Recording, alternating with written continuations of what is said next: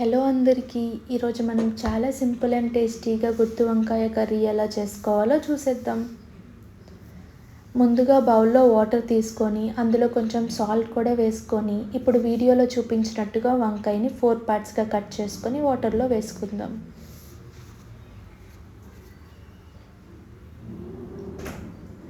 ఇలా కొంచెం తొడమని కూడా కట్ చేసుకొని మిగతా వంకాయల్ని కూడా అన్నిటినీ కట్ చేసుకొని ఇలా వాటర్లో వేసేసుకుందాం.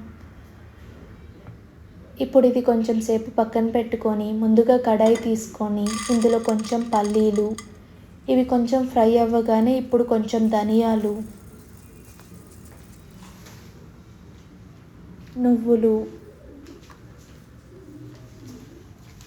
ఎండు కొబ్బరి, ఇప్పుడు ఒక స్టార్ పువ్వు, దాల్చిన చెక్క, ఇలాచీ కూడా వేసుకొని కొంచెం ఫ్రై చేసుకుందాం. ఇప్పుడు ఇదంతా చల్లగా అయిపోగానే మిక్సర్ జార్లోకి ట్రాన్స్ఫర్ చేసుకోండి. ఇప్పుడు ఇలా కొంచెం కోర్స్గా గ్రైండ్ చేసుకుందాం. ఇప్పుడు కొన్ని కొత్తిమీర, ఆనియన్స్, జింజర్, గార్లిక్, ఒక స్పూన్ జీలకర్ర, కొంచెం చింతపండు, ఇప్పుడు కొంచెం ఒక టేబుల్ స్పూన్ కారం, కొంచెం సాల్ట్, కొంచెం టర్మరిక్ కూడా వేసుకొని కొన్ని వాటర్ కూడా వేసుకుందాం.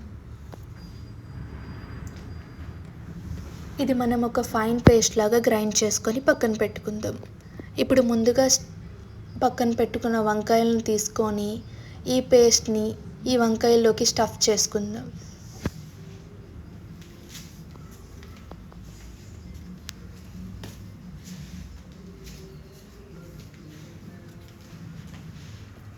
ఇలా అన్ని వంకాయల్లోకి మనం ప్రిపేర్ చేసుకున్న పేస్ట్ని స్టఫ్ చేసుకొని పక్కన పెట్టుకుందాం.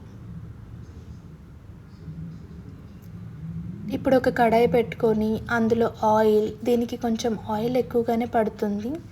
ఇప్పుడు కొంచెం జీలకర్ర, ఆవాలు, కొంచెం కరివేపాకు, ఒక హాఫ్ స్పూన్ పసుపు కూడా వేసుకొని ఇదంతా బాగా ఫ్రై అయ్యాక ముందుగా స్టఫ్ చేసుకొని పక్కన పెట్టుకున్న వంకాయల్ని కూడా వేసేసుకుందాం. ఇప్పుడు ఇది మూత పెట్టుకొని ఒక 5 మినిట్స్ మీడియం టు స్లిమ్లో పెట్టుకొని బాగా ఫ్రై చేసుకోండి. వంకాయ కొంచెం స్మూత్గా అయ్యే వరకు మనం దీన్ని ఫ్రై చేసుకోవాలి.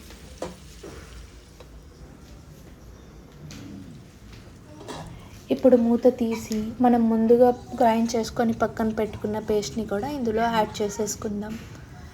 ఇప్పుడు కొంచెం బాగా మిక్స్ చేసుకొని మూత పెట్టుకొని ఒక 10 to 15 మినిట్స్ మనం సిమ్ టు మీడియం ఫ్లేమ్లో పెట్టి